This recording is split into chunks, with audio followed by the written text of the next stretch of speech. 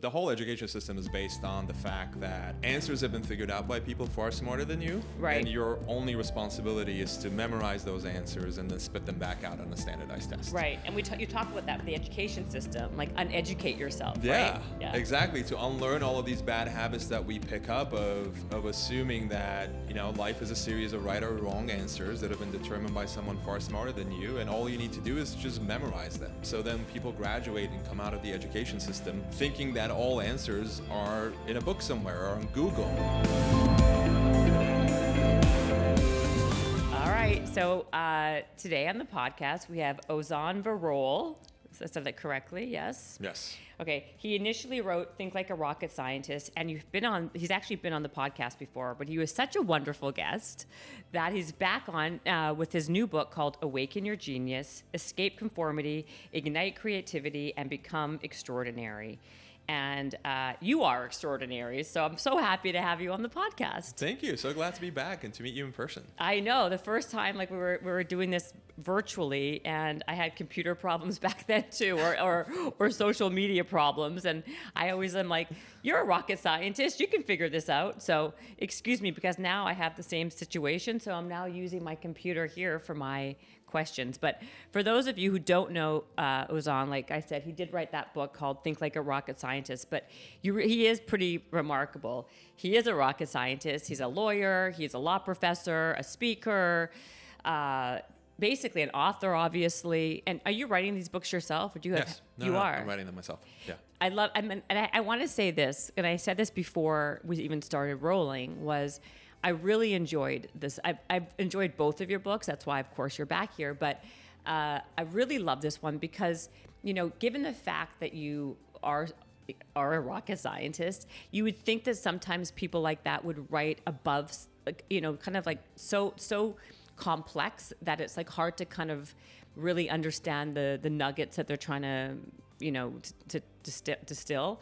And I found the book so enjoyable. I love how your brain works, and I love like the messages. And I really thought you did a great job. So Thank you so much. I really appreciate it. No, and I'm serious. I really, like I said, I really, really enjoyed it. So let's start with the beginning. When you say escape conformity, ignite creativity, how would you describe what you write about? I know that you, like, what category would you say that this would fall under? Is it kind of, because you're very much about like escaping the status quo, right?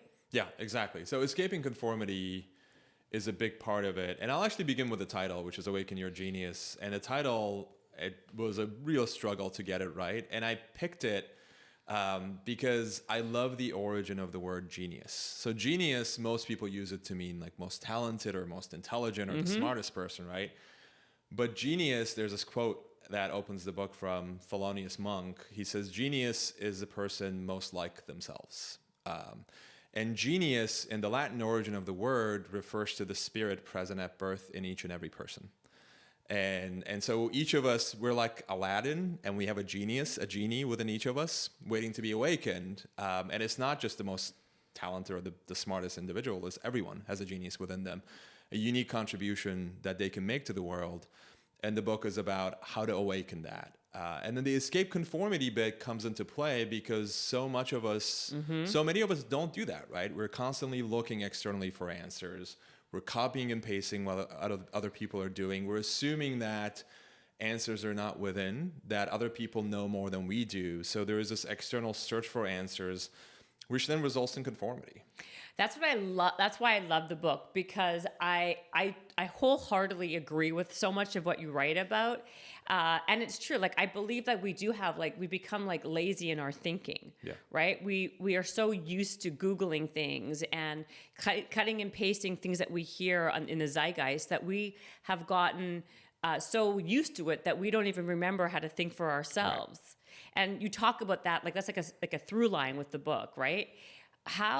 What can people, like, if people don't recognize that, how do people recognize that? How do we kind of like stop doing that? Because it's become so part of our DNA. Sure, yeah. And it starts at such an early age with the education system, because the whole education system is based on the fact that answers have been figured out by people far smarter than you. Right. And your only responsibility is to memorize those answers and then spit them back out on a standardized test. Right. And you talk about that with the education system, like uneducate yourself, Yeah, right? Yeah, exactly. To unlearn all of these bad habits that we pick up of assuming that, life is a series of right or wrong answers that have been determined by someone far smarter than you. And all you need to do is just memorize them. So then people graduate and come out of the education system thinking that all answers are in a book somewhere or on Google. And so unlearning that habit begins by just returning to the ability to think for yourself. And thinking for yourself, one of the simplest things you can do, and I give a number of practices in the book, but this is one of them. I call it putting yourself on airplane mode. And I have a story that where that phrase originated. So normally when I'm on an airplane, I follow the same ritual. I pull out my laptop. I start working right away, and then when it's time for takeoff, I begrudgingly put the laptop away and then slide the bag underneath the seat and then twiddle my thumbs until we reach 10,000 feet, and that comforting double chime, ding ding, signifies that it's safe for me to pull out the bag again and pull out my laptop and go back to being productive. I was on a flight maybe 4 or 5 years ago, and a voice within me said, don't do that. Leave your laptop where it is. And I honor that voice. And I spent 4 hours doing nothing but looking out the window. I just looked out the window. I ordered some crappy airplane wine. And I just looked out the window. And as I stepped into the void, something really weird happened. All of these ideas started to come. Ideas for books, ideas for keynotes, solutions to problems that have been bugging me for months. The more I listened, the more ideas came. And that's amazing. And if you think of it in your life too, moments like that. So when you ask most people, where do you get your best ideas? People will say it's in the shower. When you're showering, that's where your best ideas come from.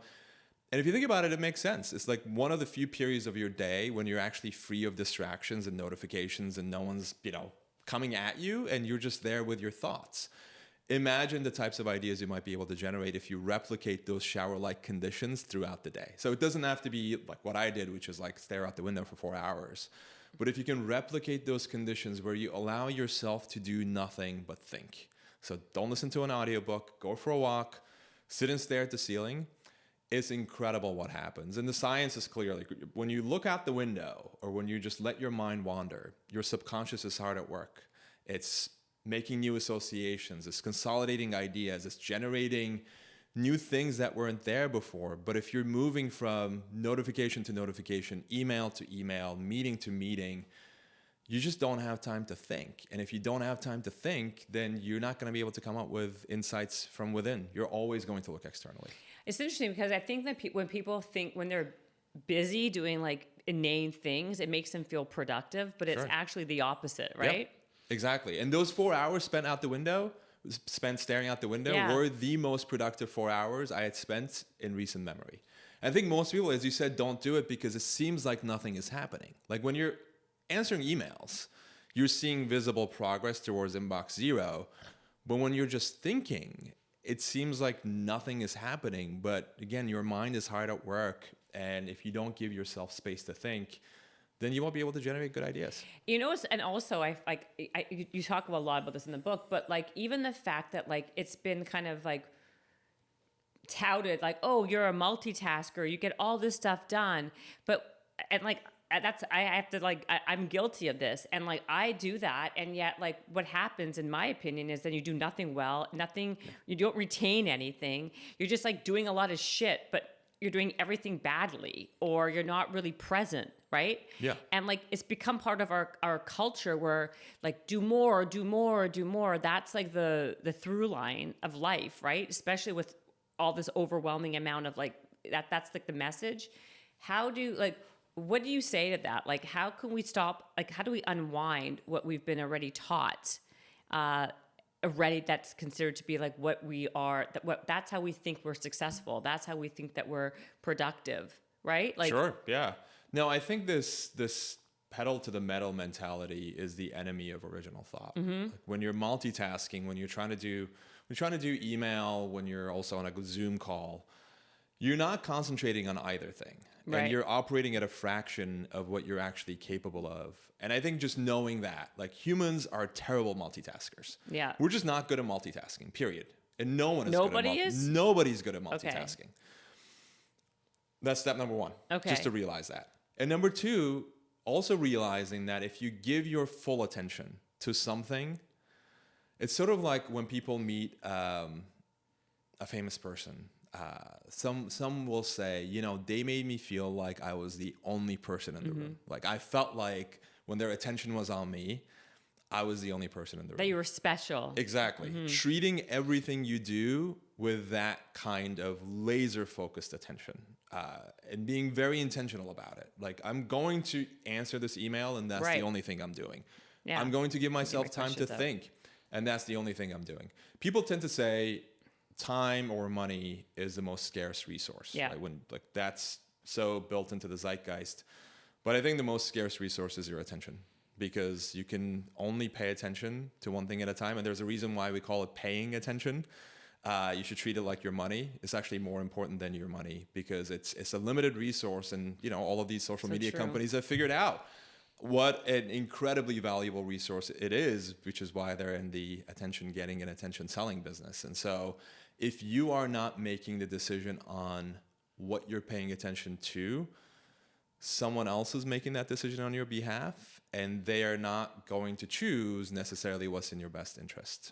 And so I think it's really important to just step back and be intentional about whatever it is we're going to do next. You know, do I want to answer this email? Do I want to try to multitask and then, you know, do a half-assed thing in both of the things that I'm trying to do?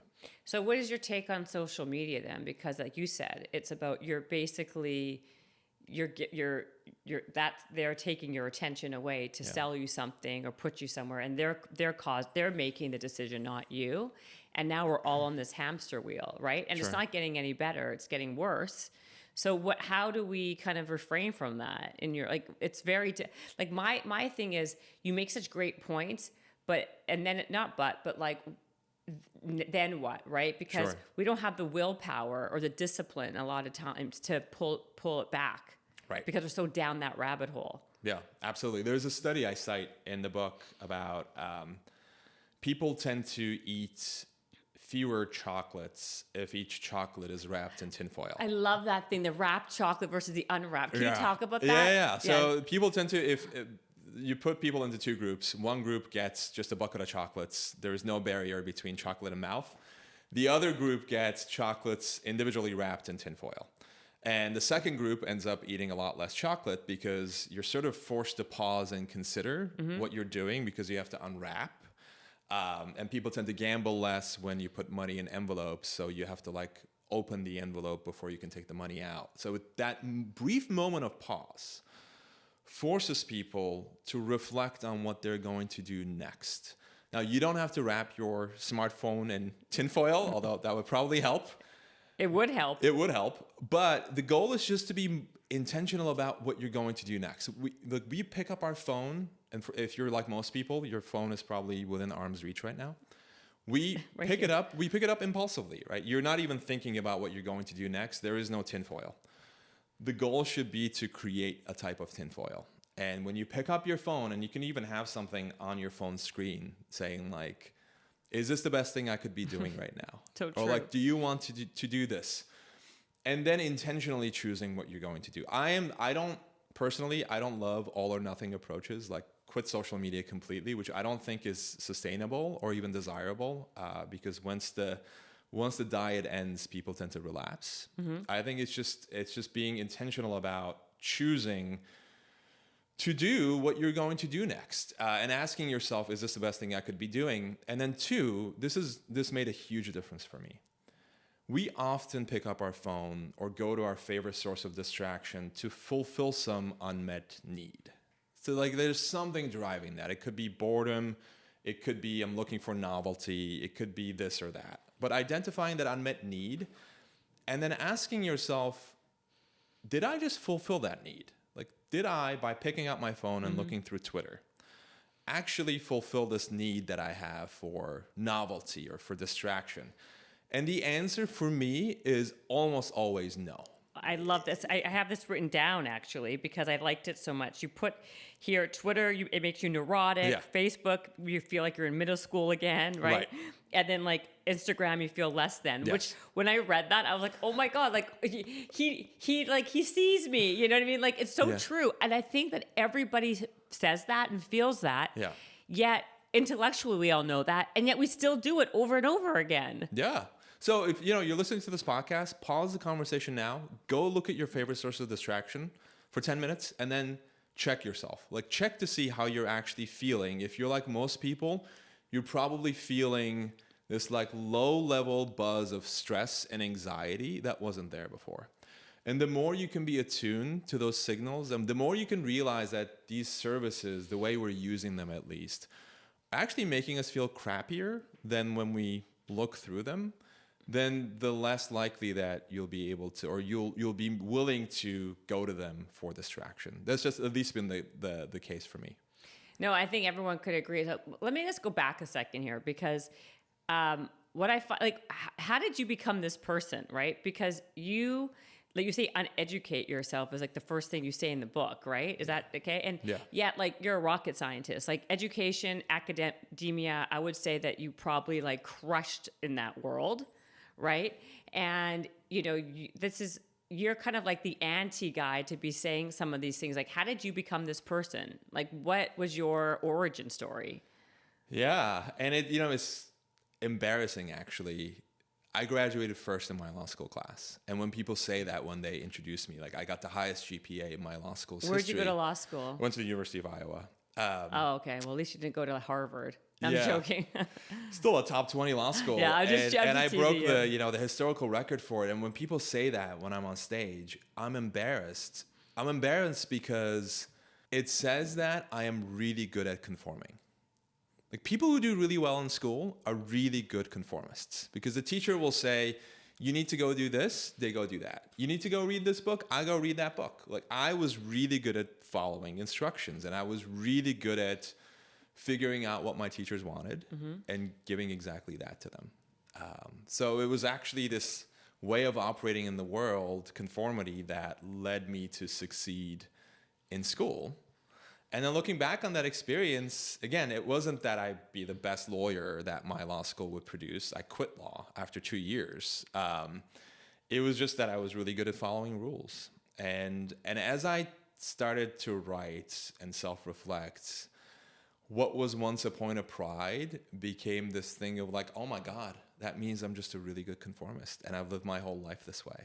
And then that started this is years and years of self-reflection, journaling, thinking through what drives me, what ideas I have and what not, that I came to that realization of the fact that I was a conformist for so much of my life. And much of my writing is actually self-help. Like I write to help myself, to reconnect with who I am and show my true colors to the world. It's interesting because, like I said, like it would be the opposite. Like you are that person, but are you still that? I mean, you obviously are still that person. But then, what made you write a book about anti-conform, like not conforming, and all the other things that you talk about, right? Like, what was that? Because you saw that you were doing it, but it was working for you. So, what made you decide to write a book about not for people not to be doing these things? Sure. And I think... Does that make sense? Yeah, it does. I don't think I am that person anymore. I mean, I'm the same body, but I have very little in common with the version of me that existed 10 years ago. Really? Yeah. And I think people forget how much we change.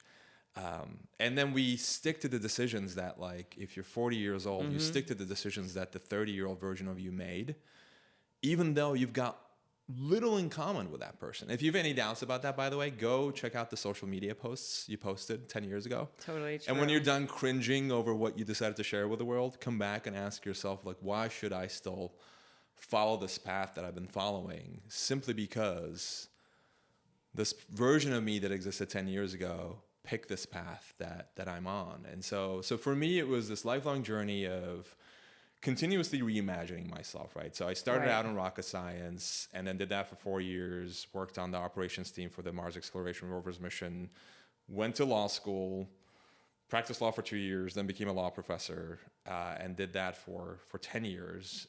And I thought I'd be a law professor for the rest of my life. Right. And then probably 5 years ago, I realized that life was no longer for me. I loved the career. I loved teaching, but I had gotten tired of teaching the same classes year after year, attending the same types of committee meetings and answering the same types of questions. And this career that I once loved had just become too comfortable. I had stopped learning and growing.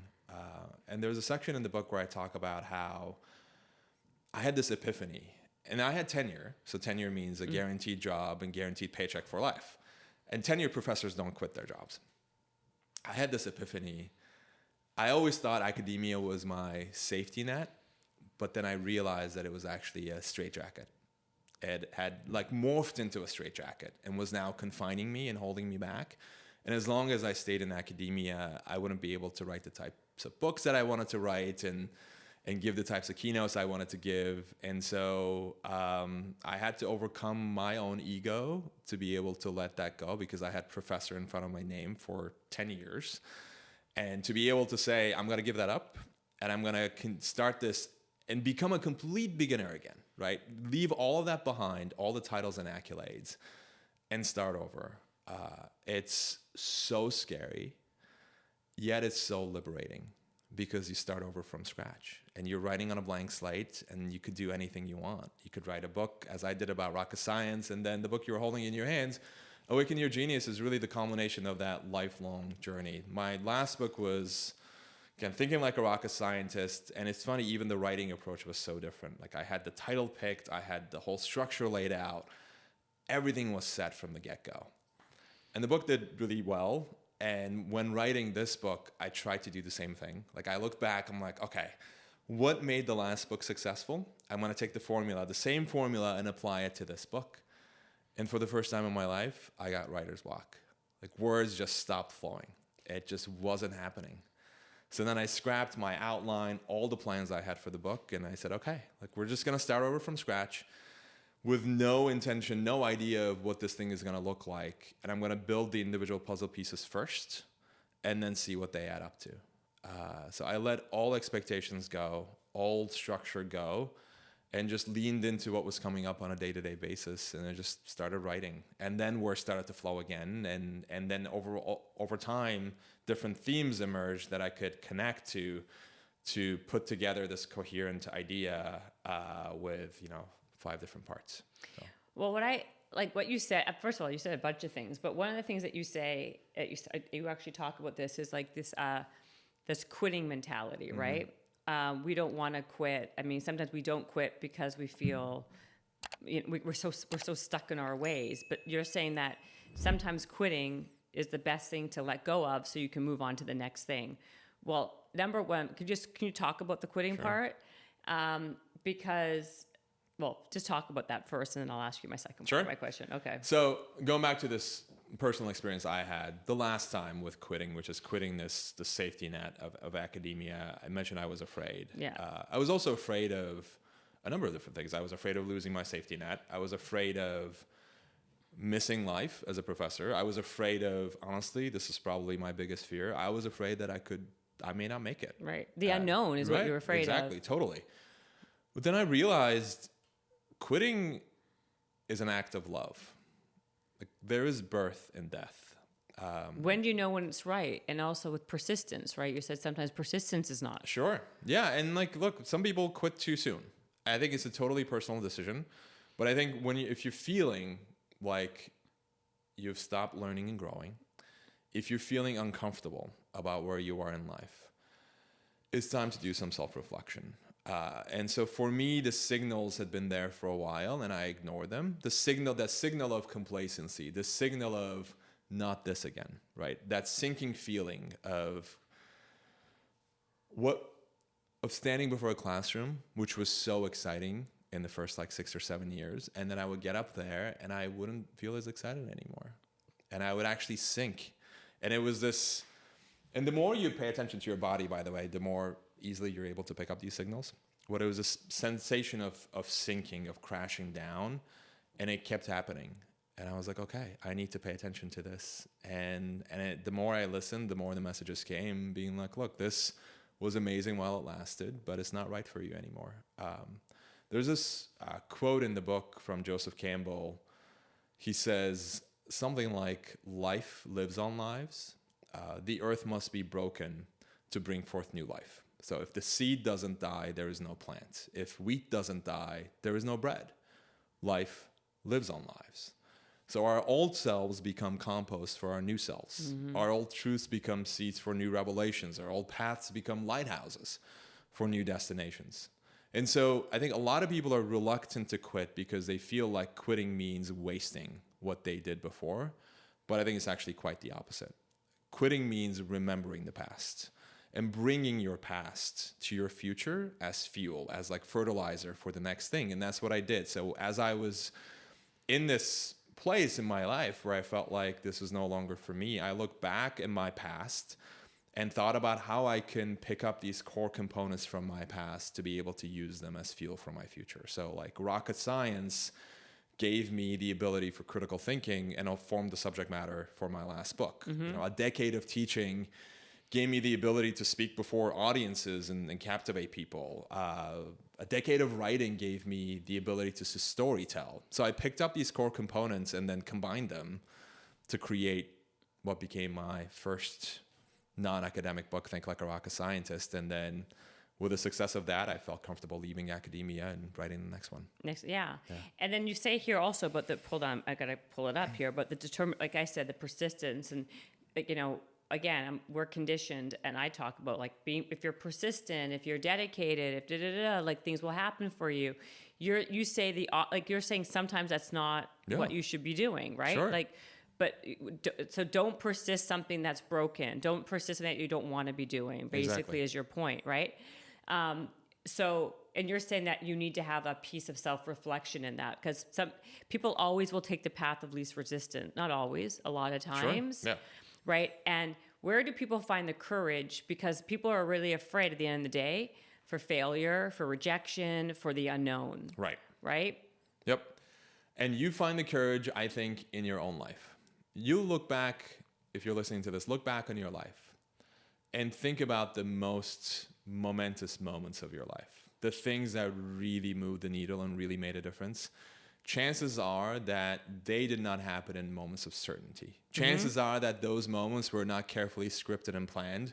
Chances are they happened precisely because you leaped into the unknown and you did something that pushed yourself outside of your comfort zone, that you didn't feel like you didn't know what was going to happen, and you did the thing anyway.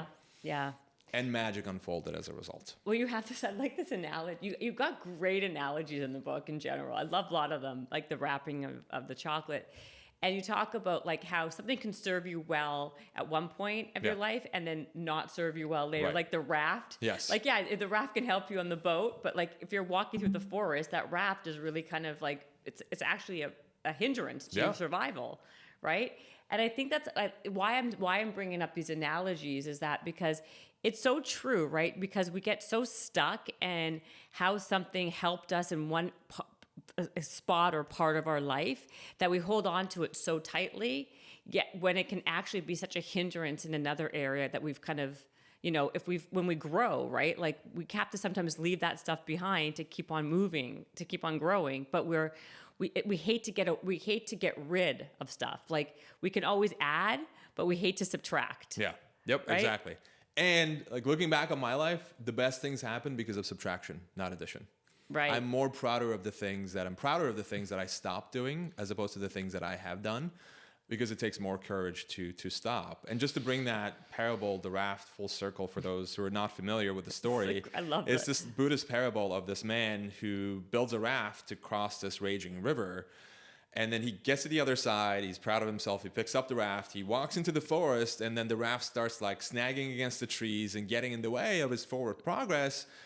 But he refuses to let go of the raft. He says, I built this thing. Like this saved my life. Why would I let it go? But to survive today, he has to let go of what saved his life yesterday. And that's true for so much of what we do in life and in business. And I see this in businesses too. Like the things that were really successful 10 years ago, 5 years ago, are now getting in their way, but they can't let it go. They can't let it go. Because it worked in the past. It's so interesting that you say that, because there's a few businesses that were they're crushing it like 10 years ago, based on something. And they're now like flailing and dying because they have that same mentality of like what they succeeded with then doesn't work now. So they're not they're unable to keep up with like how things are moving in the times, right? Yeah. But it's like a mentality, right? Like it's about how, even if you're cognizant of it, how do you let it go? I guess this is where I keep on coming back to, right? It's like, okay, it's one thing to have that knowledge about the raft or about that business or whatever it is, or like, but what can we do to help ourselves get past that hurdle so we can actually, get rid of the raft, or like let that business idea, like, kind of evolve into what it has to. Yeah. Yep. I talk about a number of strategies in the book. I'll share one of them. This simple question you can ask yourself, which is such a powerful one. Why am I doing this? That's it. Why am I doing this? Like, go through an entire day and look at your day and intentionally ask yourself, why am I doing this? Why am I checking email first thing in the morning? Why am I doing X, Y, and Z, right? And the answer for so much of what we do on a daily basis is because I've always done it this way. Like, we've always done it this way, or others around me are doing this, so I'm going to copy and paste what they're doing, but there is no intentionality behind it. We're operating on autopilot. And that simple question, why am I doing this, is a really powerful one. And it can snap you out of autopilot. So I mentioned like checking email first thing in the morning. That's something that I discovered as an answer to that question, why am I doing this? I would check my email first thing in the morning for years. And then I would always start the day feeling depleted, right? Because I'm like answering emails, which means you're basically tackling other people's problems, things that other people put on your plate, and you start your day on defense versus being intentional and asking, what do I actually want to do today? Like, what is important to me versus what's important to whoever decided to email me today? And the answer came because of that simple question, which is, why am I doing this? And the answer was because I've always checked email first thing in the morning. Right.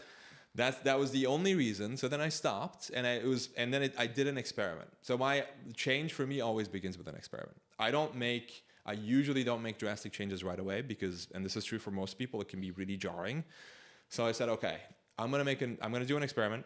I'm going to experiment with not checking email until noon for a week, just to see what happens. Because usually change registers as a potential threat. Uncertainty registers as a threat because what's uncertain, what's unknown could kill you. And so to reduce that fear, you can just say, look, we're just going to run an experiment.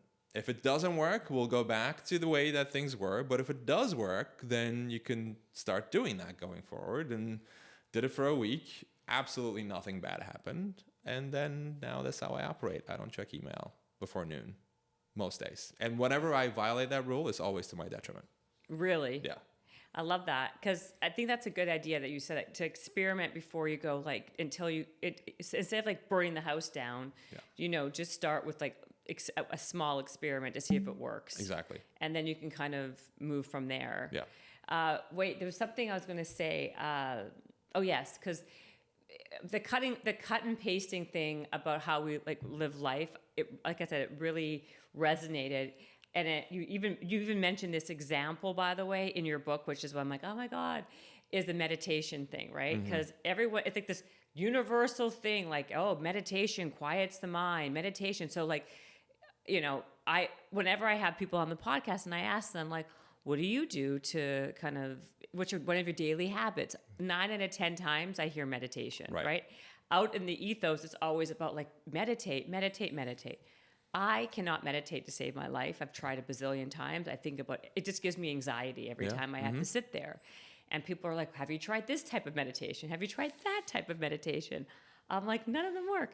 And like, you actually point that out, like it's this conformity idea that like everyone, there's like this, because it's out there, people should all have to conform to meditation. But there's a lot of research even backing the fact that even that's not. I want you to talk about it, but to me, that's a perfect example of what we do as a society and like today. Yeah, I love that example. And there's this obsession with people's routines, and particularly morning routines. And as you said, meditation is almost always a part of every successful person's morning routine. And I think it's bullshit. Personally, I'm calling bullshit because Yeah. I don't believe that every single person, out of the 9 out of 10 people, like they can actually sit there in for like 9, 10, 20 minutes. Like, and I don't think everyone can like it. It's impossible. Yeah, totally. And then I think it makes you feel bad too. Like if you're like, It oh, does. all these Makes me people feel around me bad. are doing this, it seems to work for them, and that it makes you feel shitty because it doesn't work for you. It causes Precisely. anxiety. Yeah, I look at those stories. I'm like, wait a minute. So before 9 a.m., you meditated, you went for a run, you did a cold plunge, you warmed up some milk from your pet goat in your backyard, and then you meditated, and all of these things. And I look at that and I'm like, no one Like, is doing that. don't people have a lie? Like, I mean, Yeah. I don't know. Like, I think if I can if I can keep a couple good habits of the day in the morning that work for me, Yeah. great. But like, to your point, it's like, how do people have time for a 3-hour morning routine? Right. Exactly. And I think there's so much pressure then to do that on people. And it also leads to this false belief that if I just copy and paste someone's morning routine, if I do Right, what this that's my famous point. person is going to do, then I'm going to have the same results. Like if I use the same pen that Stephen King is using, I'm Right. gonna write as good of a, I'm gonna become a successful novelist. I'm exaggerating, of course, but the point being is that I think it gives this false impression that if you just copy and paste somebody else's routine, that you're gonna be successful. And so meditation, to go back to that, is a good example. So I cite a study in the book. I don't remember the specific numbers, but a good portion of people who meditate actually have adverse effects from meditation, which is not talked about. And I have an email list, so I shared this research with them before the book came out. Just letting people know. And the point of the post was like, not everything is universally good. Even meditation is not universally good. It's not the universal right for everyone. And this sort of like black, white, yes, no, right, wrong thinking leads to a lot of problems. That sort of categorical thinking that leaves no room for nuance to say, yes, but, or this is good for some people, but it's not good for others. Seems to me like a really simple point. I got more hate mail for that post than anything else I've received in recent memory, which is sort of ironic, right? Like the most ardent 100%. That's why I love this practitioners part. of meditation, the most ardent practitioners of meditation were so upset that I was sharing the results of a peer-reviewed research study showing that a good number of people were experiencing adverse effects from meditation, and to simply introduce nuance into categorical thinking, to complicate what was before a simplified categorical thing, ruffled so many feathers, so unzen. And it's, again, especially ironic that these people are ardent The meditators. irony is amazing on this one. I Yeah. think. What do you think about that? What does that tell you about where we are in life right now? Yeah, I God think- forbid you have an opinion. Right. And it's these people are the ones who are like down your throat about it. Exactly. And so this idea, and meditation teaches you to be loosely attached, right, to your opinions and beliefs, and the people are holding them so firmly that meditation is good for everybody. I think it shows that human beings, we are in many ways wired to think in categories, to say this fits into this category, this fits into that category. This is the right answer, and this is the wrong answer. And this is the standard Hollywood story, right? The hero defeats the villain, and everyone lives happily ever after. And it works because it appeals to this human nature of, it's so much easier to say college is essential or college is useless, or to say like Elon Musk is a hero or Elon Musk is a villain, versus adopting a level of thinking that blurs the two, to be in this gray zone in between, to say like, here's this part that supports the use of meditation in some people, and here's this other argument that says that meditation isn't the right thing for everybody, and rejecting that type of categorical thinking, and like realizing that beauty exists in diversity, and that includes diversity of thought, and that includes multidimensional thinking that rejects these simplistic categories, that in an attempt to simplify things paints a totally distorted picture of reality. Beyond. I mean, and then because also people, but why do people's brains work where it's like it's too confusing for them to think in that way? Like, I think, again, not to refer back to my notes, but I'm going to, because there's so many things here that I wrote down because I liked it so much, and now of course I can't find it. But what was that thing you said about we don't like to have ambiguity around certain things, right? Yep. It's much easier for our brains to kind of understand these like buckets, Sure. right? It's true, like even with my life too. Like people think because I was in fitness, I'm a fitness person. God Right. forbid you can get into a different bucket. Right. Like people cannot cross like pollinate. But what is, I mean, I know you're not a psychologist, but Yeah. you play one on TV sometimes, Right. but you are a rocket scientist. What is it about our brains that we cannot have that, we don't have that ability to do that? Yeah, that's a good question. I think we do have the ability to do that. I just think it's easier. It's the path of least resistance to just settle on simplistic categories. And I'm sure and I don't know this, but there's probably an evolutionary advantage to this, to be able to say, these sorts of things fall into the threat bucket and these do not, versus constantly evaluating everything as you go through life, right? Yeah. And so that can be really inefficient. So that's probably why we are not accustomed to doing it, but then we take it to an extreme, which is to put everything into these buckets. And so, as you said, like people put me into the rocket scientist bucket and assume a certain set of like things or belief systems follow from that. And then they're always shocked when they hear I don't adhere to all of those belief systems, and I'm a complicated, multidimensional individual who does a lot of things that don't fit into that mold. And I think that's what makes people interesting. Okay, so tell me one thing about you that doesn't fit into the mold of rocket science. Speaking of morning routines, this is actually something that I do. It is a habit. I journal about my dreams every morning. Not something that most rocket scientists do. I get up in the morning and I journal about what I dreamed. You remember what you dreamed? Yeah, I would say most nights I remember what I dreamed about. And I get up in the morning and I journal about the symbols that came up in my dreams and what they signify for me. Because I tend to think that dreams are messages from your own depths, from your own subconscious.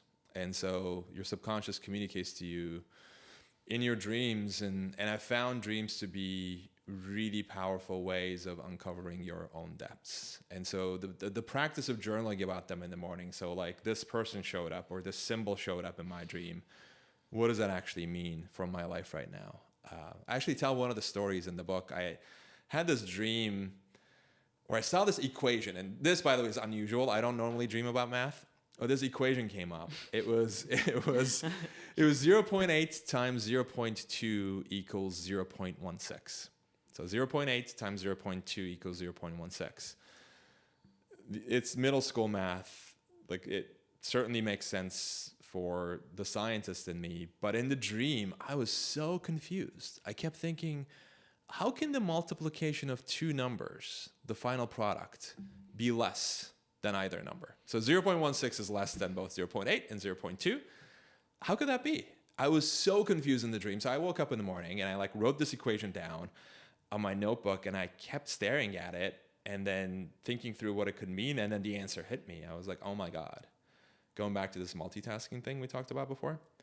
When we operate at a fraction of our capacity, like when we give, instead of a full 1, we give a 0.8 or 0.2 to something, the output suffers significantly. Like, it becomes so much less than what we actually put in. And then that became like the opening story to one of the chapters in the book. And I now have a Post-it note on my computer with that equation. It says 0.2 times 0.8 equals 0.16 as a constant reminder that, like, if I try to multitask, if I'm not giving my full 1.0, 100% attention to something, my output is going to suffer as a result. What I still can't understand is how can you remember your dreams that vividly every night, where you can write in your journal about them? I can never remember anything. And maybe this is this could be something this could be like one of these things where people should be able to can harness. Could you harness that? I know you're not a dream specialist either, but I think so. For me, I had a hard time too, but I started by journaling about one thing I remembered. It wasn't a full story. It could be like an image. And I would journal about the image. And then the dream started to get more vivid and stronger. Like the more I journaled, it's sort of like Are you to use taking a drugs fitness, before you no, go? no. To use a fitness analogy, it's like Why? Because I told you I was in fitness for right, a second? exactly. No, I told you. Use a different analogy just for that reason alone. See, you're one of these people who need to be compartmentalized. Yeah, well, when in Rome, I guess. No, with every rep, the muscle gets stronger, Yeah, I right? know, So, I'm just so, the, so, teasing the, so, you. the, so the more you do it, the stronger it gets, and it's true for every practice I talk about in the book. Like that question I mentioned, why am I doing this? Yeah. It's really hard to ask that and to identify that at first. But like once you get into the habit of Totally. asking yourself that on a regular basis, then the answers become a lot easier to identify. And sometimes you don't even have to ask the question anymore. It'll just come to you. Right. Dreams are like that too, in my experience at least. The more I journal about them, the more vivid they get. That's interesting because when you walked in here, you said that thing about the woman that you dream about, and Yeah. you had you remember every detail about that stuff. Yeah. And I'm getting it tattooed tomorrow. I know. That's Yeah. why I was like, the fact that when you said that, obviously that kind of just blew me away. Can we talk about resilience and overthinking? Because Sure. I think those are two biggies that, I talk about a lot in my book. So I'm very curious what other people think about it. Let's go with overthinking first, right? What's your take on how we can stop this thing, and how do we get overthinking and not get into this whole analysis paralysis, which is what basically happens. Yeah. And it stops us from doing anything. I'm going to go back to something we talked about before, and then I'll tell you a story about overthinking. So going back to experimentation. Experimenting beats overthinking. Like you can make all the pros and cons lists you want, but you don't know if something is going to work until you actually try it. As a former rocket scientist, I am so prone to overthinking things, to make all the pros and cons lists. Is this going to work? Is this not going to work? This was back in 2016. I had just started writing online. I was still in academia, and I was thinking about, launching a blog, and started to write online to see if I would get some resonance with non-academic audiences. And I wrote this article. The title was Facts Don't Change Minds, and here's why. I wrote it because I have this newsletter that goes out every Thursday. It's 100% true, by the way. Yeah. I looked at it and I was like, God, this sucks. This sucks. Seems so obvious to me. I don't know if this is going to resonate with people. I don't know if it's going to work. So I went into that overthinking mode, and then I'm like, okay, I need to send out the newsletter tomorrow. So I'm just going to put it out there and see what happens. Put it out there. A few hours after the post went out, I got an email from my web designer. No. Before that, I got an email from an editor at the Next Big Idea Club, and he said, "This is a really good piece. We wanna post it to our website." I was like, "Okay." Weird. I didn't think it was that great, but sure, let's do it. So they put it up there, and then a few days later, my web designer emailed me, and she's like, "Something's happening. Look at your website stats." And it was this hockey stick shaped curve, this exponential. The article had gone viral. It became Next Big Ideas Club, most popular article of all time. It's been shared on social media hundreds of thousands of times. And I was this close to overthinking it and not putting it out there. So I think back to that moment. I'm like, okay, no one knows what's going to work and what's not going to work until you actually try it. So you can overthink it. You can make all the pros and cons lists, all the spreadsheets that you want, but you don't know what's going to work until you try. So I always think back to that story. So experimenting is really important because you're reducing the threshold to get started. You're not saying this is a permanent change. And you're just saying, I'm just going to give it a shot and just see what happens. And as long as you leave the door unlocked, you can always come back inside. If you don't like the experiment, the results that produced, you can come back inside. Right. But how do we stop ourselves? We just act, basically, is what you're saying. Yeah. Just when you find yourself overthinking, just remind yourself that you don't know what you don't know. Yeah. Yeah. And you don't know what's going to work and what's not going to work until you try it. You actually try it. Yeah, I agree. And then how about resilience? Because resilience is another thing you speak about in the book. Yeah. What would you say about how could we become more resilient, and how do we become more resilient? Did I stump you? No, you didn't stop me. I wanted to pause for a moment to see what angle I want to take on that question. I think I want to go back to what I talked about with respect to meditation, which is that some people need to be more resilient, and some people need to persist more. Some people need more grit. Others need less of it. And it totally depends on who you are. I think It's interesting you say that, because in the book, right, like those are all points, but you're saying nothing is an absolute, nothing is a universal. Mm-hmm. So some people, you're saying, if you are one of these people, stop. It's not like an umbrella for everybody. Yeah, and I think that actually supports the point, which is that it's not universal. Mm-hmm. I think some people need to go to college, others shouldn't. Some people should start a podcast, others shouldn't. Right. Some people need to take more risks. Others are already taking too many risks. Like some people need to work more. Others are already flirting with burnout. And I think it's the same with grit and persistence too. It's like some people need, because you quit too early, some people, you need to just stay with it for longer. But others are repeatedly doing the same thing that's not working, and they don't need more persistence and grit. I think it totally depends on your individual situation. And so with resilience, you're saying some people need to learn how to be more resilient and some don't. What would you say is your definition of resilience? That's a good question. Someone who's able to fall and get right back up. Yep. Someone who can like take rejection, who is not a little, who's not a flower. Like they could take a beating and still get up and keep it moving, keep on going. Not letting everything that goes wrong be that one thing that like is constantly letting them stay down. Yep. Yeah. I do. So I love that definition. And I think that's super important. And the perspective I talk about that in the book is about like rejection, particularly from other people. Rejection of your ideas, rejection of your job application, rejection of something you created and it didn't get the results that you wanted. We are so conditioned, and part of the reason why people can't get up when they fall is because we're so conditioned to look externally for approval. Like we want to be chosen by the people who were chosen before us. We want to be picked. We want to be patted on the back. We want someone, a teacher, right, a parent, to say, good job, like you did great.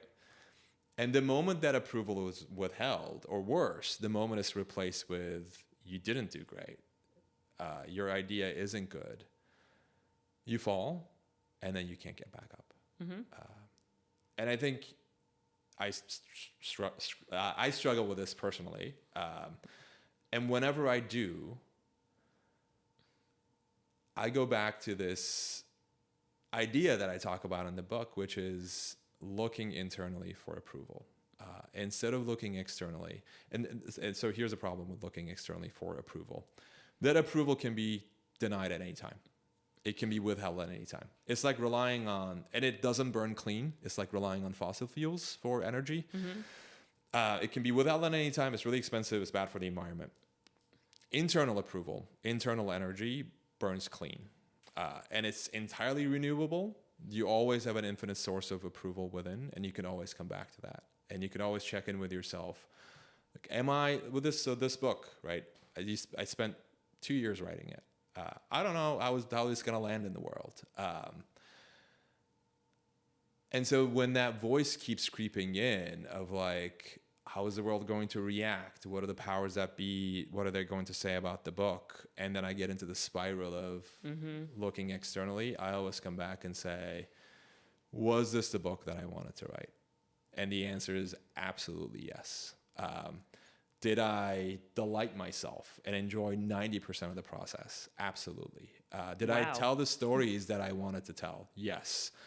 And I come back to those. I'm like, am I proud of the work that I created? Absolutely. Those answers for me are the most important ones. Because the moment I stopped doing that, Right. which is what I had done at the very beginning, right, which is to like replicate a formula for success that worked before. And whenever I look externally, I also stop being original, right? I sort of try to cater to what people are going to want. And the magic is it just flows out of my writing. So I just come back to that internal source of approval, which I think is so important to go back to your question of resiliency. Most people are able to get back up.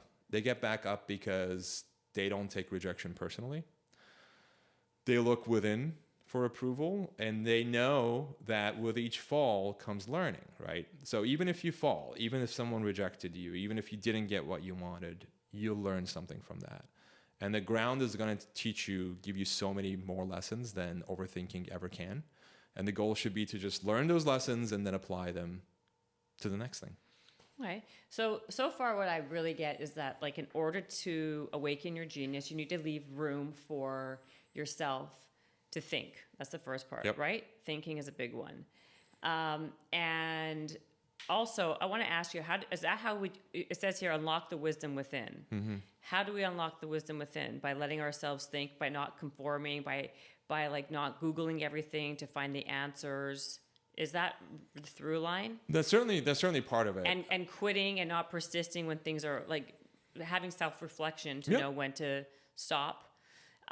Okay. And then what would you say was the best piece of advice, with the worst piece of advice that everyone's commonly talking about? I saw that as a question. What's the worst piece of advice? The worst piece of advice that I personally got was 5 years ago. One of my mentors told me, don't start a podcast. He said, I was thinking about starting a podcast, and he said, don't do it. He's like, everyone and their cousin is starting a podcast. Don't do it. So I listened to his advice. I didn't start a podcast. I recorded these conversations with people, and then I launched a written interview series. So I would record I would record the conversations, and I would edit them down and then publish them on my website. This might sound straightforward.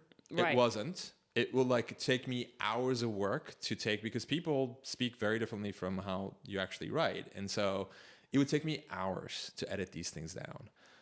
And it was only after like the 15th interview that I stopped and launched a podcast, which lasted for about 2 years, and it was great. You don't do it anymore? I don't do it anymore, no. It served its purpose. It was awesome. I got to interview the people I wanted to interview, and then just like with academia, like I started to get bored. I'm like, okay, this is great. I loved it, and I'm gonna quit while things are still good. And you did 15 episodes. No, that was the written interview part. Okay. So I ended up doing a lot more over the course of 2 years. Okay. But that was one of the worst pieces of advice. And by the way, the person who told me don't start a podcast later started one of his own. Oh, really? Yeah, which is sort of ironic. Isn't it? Life is full of irony, isn't it? Yeah. So I think the worst piece of advice is, I think, that type of advice, which is to tell somebody else exactly what to do and what not to do. Because you're relying solely on your worldview, solely on your own experience, and you are an N of one. You are only a single data point about your disturbingly confident advice about what this other person should or should not do. So I think when we give advice, we have to situate it in our personal context and say, like, this is what I tried. This is what worked for me. What do you think? Like, what do you? The best kind of advice illuminates paths. Mm-hmm. It doesn't tell the other person exactly what path they should take. And I think as the advice receiver, it's important to test advice and not blindly follow it. Well, I think also a lot of times people are giving advice based on their own myopic life, right? So you're using someone else's life experience to dictate what you're going to do with your life, which I think you got to be very weary of who you're taking advice from, right? Exactly. It goes back to what we were talking about earlier. Like what works for one person is not going to work for the other. So just because, even if this person had started a podcast and it didn't work for them, it doesn't mean that it's a bad idea. And also doesn't mean that it w't work for you. Right. Right? Exactly. Because you bring a whole other list of things to the game. Okay. What is here? It sucks. You talk about a brain addict, and what is a brain addict? Well, first of all, let's start with that, and then you choose what goes into your brain by the signal to noise ratio. What does this mean?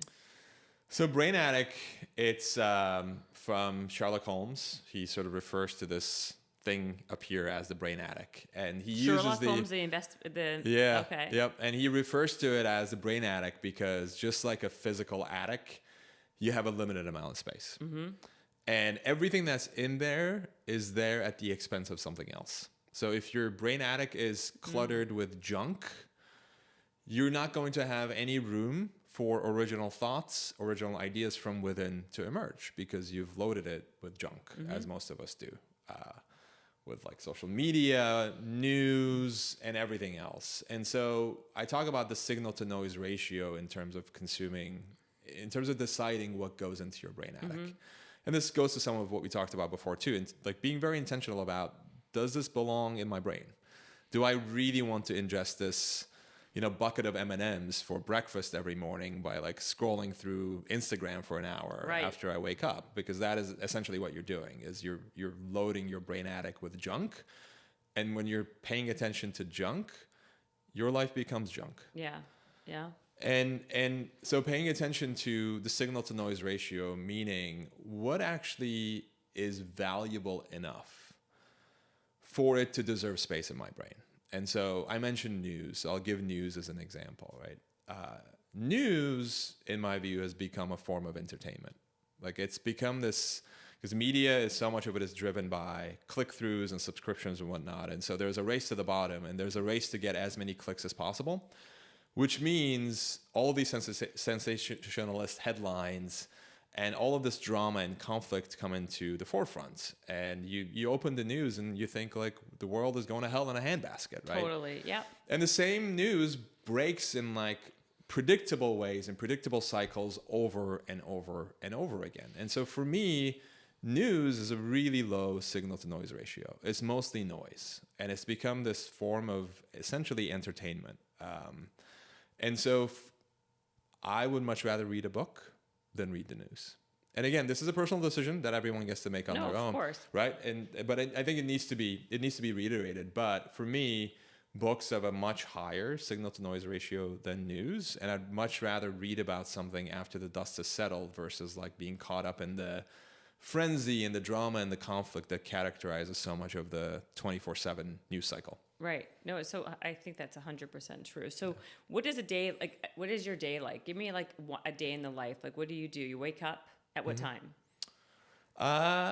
Usually 8 o'clock, 8:30. o'clock? Yeah. Mm-hmm. Okay. Yeah. And what's your, like, I know you don't check your emails until noon. Yeah. Okay. So what is your morning routine, even though you say, you know what I mean? Like, Sure. what is your day? Like, give me like the day in the life of you. Yeah. To awaken your genius, even though you are a genius. And that's not just, that's kind of, it's a universal knowledge. I think I've become a lot more attuned to the cycles of my own body. So instead of forcing myself to do the same thing every morning, there are certain things that I do every morning, which I'm going to get to in just a second. But just to preface this by saying, I don't have a strict thing that I do every day. Okay. I used to be very disciplined and very structured. And like the raft, that started to get in the way in many ways. I would force myself to do things even when I didn't feel like them and even when it wasn't the right time to do them. And those started to get in the way. Like I would force myself to write every morning. And when I force myself to write, the stuff that comes out is crap usually. Yeah. And so I'll become a lot more attuned to, like, if the waves aren't there, I'm not going to go out with a surfboard. I'm going to wait for the waves to come. So with that said, I think the three things that I do reliably in like the first 2 hours of my day are spend time with my wife and our 2 dogs, make coffee. And like coffee is, I have this like process ritual I follow with like grinding the beans and all of that. It's like strangely meditative. And then journal. And journaling is something I do almost every morning. It's not just dream journaling, but it's also just like, what is bugging me? What's causing anxiety? What's stressing me out? What am I thinking about? What are the ideas that keep nagging me?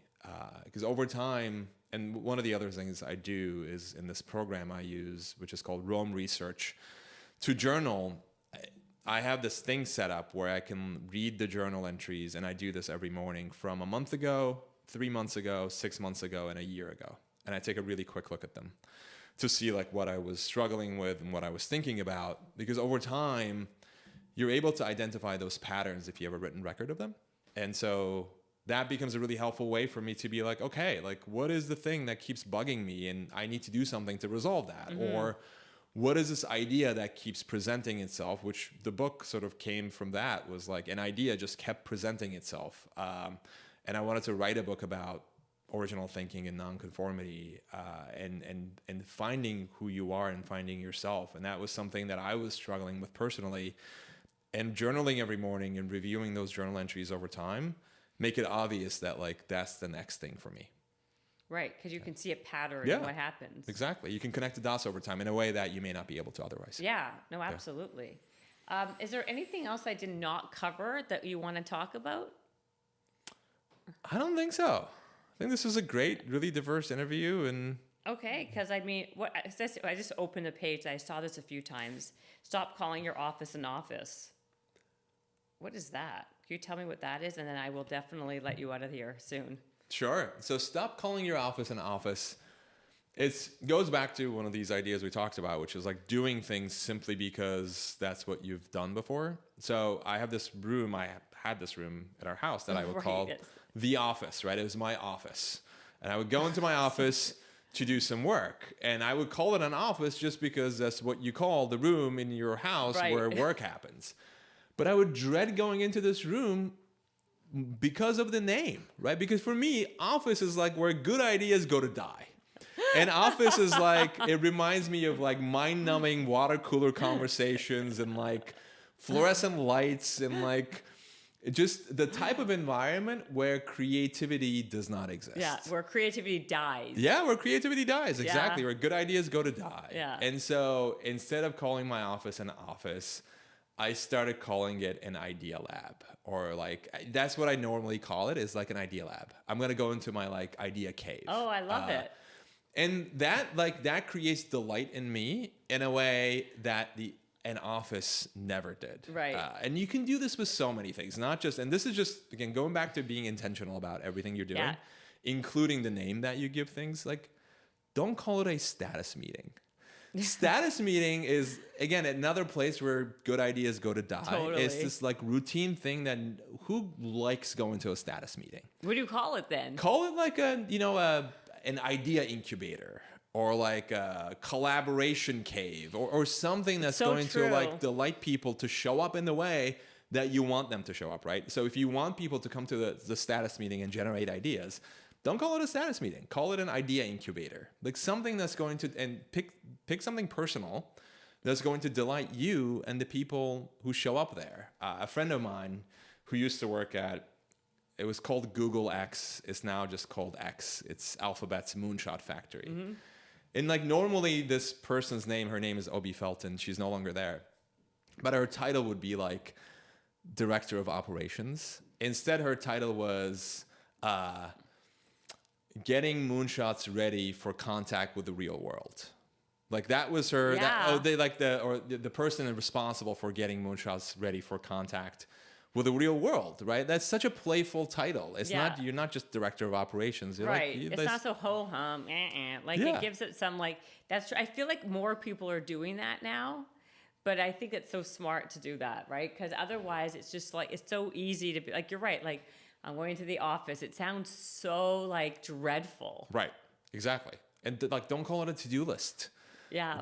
When I hear to-do list, I want to run as fast as possible. Right. Call it like a design list or something that's going to get you to show up and ignite something beyond within just you. like a dreadful chore that you have to do. Exactly. No, that's amazing. Yeah. So tell us where we can find the book, where we can find you. Give us all your details. Sure. So Awaken Your Genius is available wherever books are sold. But if you go to getgeniusbook.com, you'll be able to find all of the sale links there. And then if you'd like to keep in touch with me, I'm not active on social media. The best way to do that is through my email list. I have an email that goes out every Thursday to over 45,000 people, and it shares one big idea that you can read in 3 minutes or less. And you can sign up for that by heading over to my website, which is my first name and last name.com. So ozanvarol.com, O-Z-A-N, V as in Victor, A-R-O-L.com.